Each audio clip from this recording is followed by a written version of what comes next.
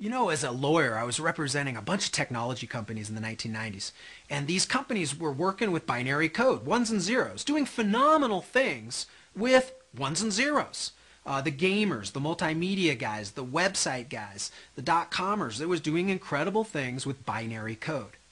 Well, one day I woke up to the reality of what DNA is, the digital code that's inherent in all living things, all organic life on Earth. From a palm tree to a rose bush to an elephant to you and I. It's just instead of binary code, which is 2 digits, we've got DNA 4-digit code. Phenomenal when you look at just information theory itself. And so I started to realize that we have huge teams of computer programmers. Let's just take Redmond, Washington as an example with Microsoft. They added 12,000 software programmers and engineers recently at that huge expanded campus. And all of the trillions of dollars and millions of man hours that go into developing code off of ones and zeros.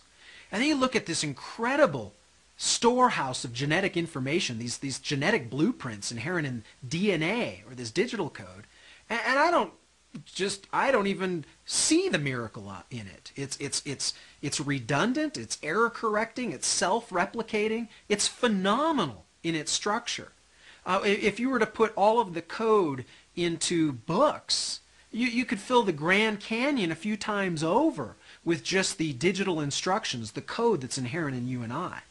Now, beyond the code itself, what about the application software that's reading this code? That's interpreting this code to develop one kind of cell to be an eye cell, and another kind of cell to be a skin cell, and another kind of cell to be something to do with the lungs, and another cell to be something to do with the brain. It's just phenomenal. I like the picture of the Midnight Ride of Paul Revere. You know, the 1 if by land, 2 if by sea, right? Code means nothing unless someone shares the language convention with you. So that night, if Paul Revere didn't have an associate who understand that 1 meant if by land and 2 if by sea, then that binary code means nothing because nobody can interpret it. Well, it's the same with DNA, the 4-digit code. We have this incredible storehouse of all these genetic instructions, but what's the language convention, the shared language convention that's reading this code? It boggles my mind. So I really did wake up one day to the fact that where does information come from? Can it arise randomly by chance out of some primordial goop? Or does information code have to be programmed? Does it actually have to be written as any other code that we deal with today?